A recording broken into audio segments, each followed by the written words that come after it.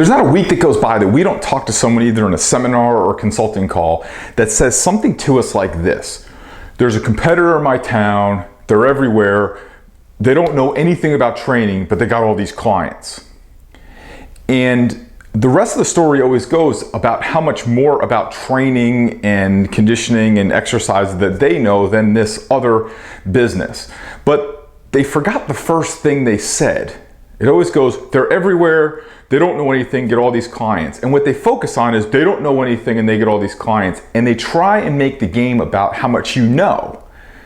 Well, I'm gonna tell you, quite honestly, nobody really gives a shit how much you know until you can show them how much you know. And the only way you can show them how much you know is through marketing. And so when we go back to those 3-point things, they're everywhere, they don't know anything about marketing, they get all these clients. They miss like, they're everywhere. So they're marketing. And they don't know anything about training. Well, guess what? Your average everyday client doesn't know anything about training either. So when they go to somebody that doesn't know anything about training, how are they supposed to know? They can't tell the difference unless you do a better marketing job that educates them on why the difference is. But that's not a great answer, because I'm going to tell you, in my previous life of pitching coach, I was probably in the top 5, 10 pitching coaches in the country for a long time there. And I knew more about pitching than 99.9% of any pitching coach that was ever going to touch a baseball. But here's the thing, the level of my knowledge got so vast that there was a very small segment of people that could actually use everything that I knew. And those small segment of people didn't know that, number one, they needed that information, and a lot of times didn't know that I had it. My education had severely outpaced the market. So what always happens in situations like this is that we look at trainers that come in and their product is so great. They take their product all the way down this line. They keep expanding their knowledge of their product. And what do? They keep going to more seminars to go deeper and deeper and deeper and deeper and deeper. That's about you. But the problem is your marketing is way back here and your product is way up here. And your product has outpaced your marketing, where your marketing can't even tell the story about the product that you have, which is probably a product that most people don't want anyway. My first baseball product was 17 DVDs about baseball training. I think I'm the only one who watched it. It wasn't until we were able to break our information down to digestible pieces for the larger market were we able to make a difference.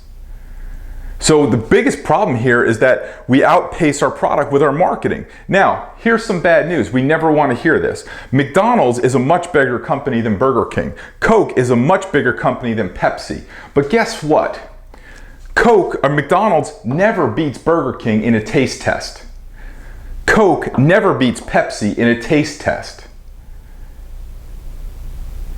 It's the marketing that makes the difference. Now you're probably saying, well, Paul, does that mean I forget about training and I just focus on the marketing? No, but there is like a point in here where you've trained yourself enough for 99% of every client you'll ever come across. Your education, your product is there. Now it's time to bring your marketing up to this level. And then when your marketing and your product are on the same plane, then you can start to kind of expand what you know. But you also have to let people know what you know.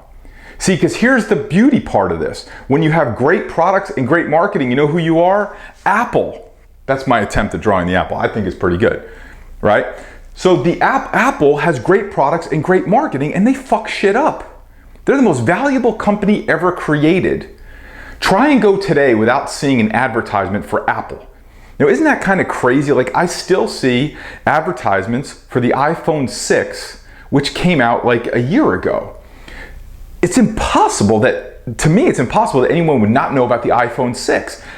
It came out a year ago. It was on CNN, NBC, every news outlet, Cover USA Today. They make their product events news events, so they get free publicity. How could somebody not know it? But there are. And what their Apple is doing all along the way is they're telling you about the features. They're telling you how cool it is. They're telling you how it connects families, how it takes great pictures. All this messages that they've delivered over the last year. Can you imagine if they just went, boom, our phone's better. Our phone is awesome. And a lot of other phone companies try and make it about a better phone. But it's not. It's not about having a better burger. It's not about having a better drink. It's about having both, that you have got a great product and you've got great marketing behind it. I was in a consult with a very, very good marketer recently, and they had just added this substantial piece of technology to their gym. And this guy knows what he's doing. So even experienced marketers and experienced trainers and gym owners can mess this up. And I asked him, I said, if we wrote the name of every one of your clients on the board and we had to draw a circle about who knew about this new technology that you have, how big would that circle be? And he kind of thought, he said, not very big. So if we're not constantly letting our clients know what we have all the time, this just keeps on growing and this just keeps on dying. Seth Godin wrote a great blog post the other day that things improve your average or lower your average. Nothing ever stays the same. So every time you take this product and you keep learning more and more and more about training and you severely outpace your market that you can't even let them know, you're lowering your average. The thing that you should do is understand, where does your product need to be? Where does your education need to be for 99% of the people that walk into your gym? Get it to that level, raise your marketing so it's on that same line, then you can start to add additional things there. But I'm tired of meeting trainers that know every single thing could possibly know about training, that they don't train people that need that kind of information. Don't be stuck in this. Be Apple. Good product, good marketing, and you'll always kick ass.